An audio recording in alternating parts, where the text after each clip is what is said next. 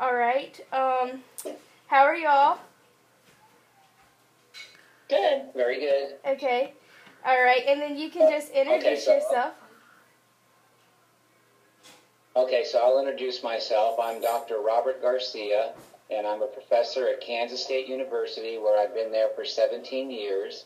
And my job is I'm the program department head, and I'm also a teaching faculty member, and I also run a clinic there.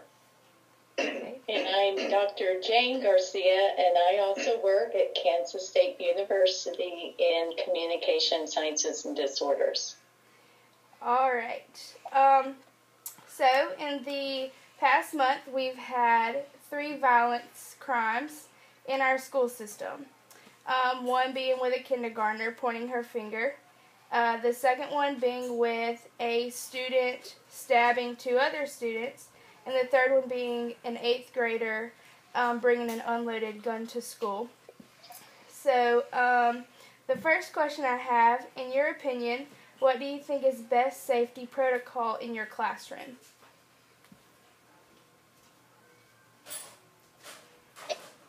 Go ahead.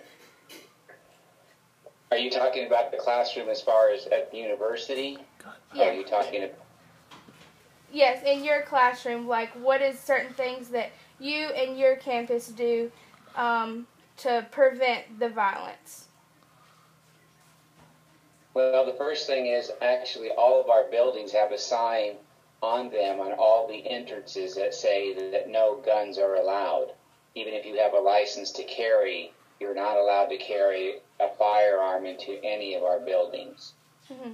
So that's one thing that they tried to do. And then the other thing that I think we've all tried to do is when we have our class, that we make clear to students that we need to be willing to accept other people's opinions and not be quick to judge and things of that sort. And then the other thing that we do at Kansas State is that we've all been, as faculty members, we've all taken an online course on how to deal with students who we think are having difficulties in the classroom or possibly having some psychological difficulties, as far as how we should refer them and letting them know that there are services available to help them if they're interested. Mm-hmm. And then I believe it was after the Virginia Tech incident 2 or 3 years ago of the shootings that they really changed security procedures at the university. And so now we actually get alerts, cell phone messages, text messages, if there's anything of concern going on campus, which actually I like that. I think that's a real positive. That's just not faculty, but that would be for the entire student body, too. And what do you think about teachers being able to carry their own weapons? I think it's a bad idea. And I would agree. I think it's a bad idea. When you consider that all the training that police officers go through in order to carry a weapon and to shoot a weapon, and when you hear about police officers that have actually had to shoot their weapon, they'll tell you that it's much more difficult than even their training prepared them for.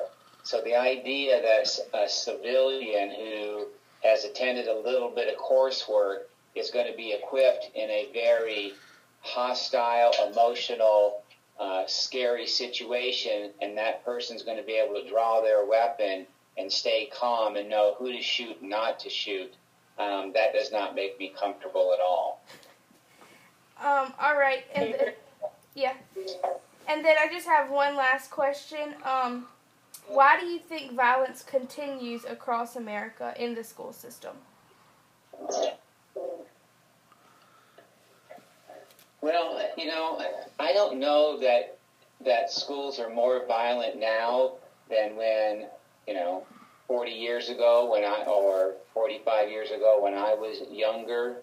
I just think that now when it happens, because of the way the news media is and the fact that we can have instantaneous communication through our phones, through TV, that we we just know everything that happens across the country.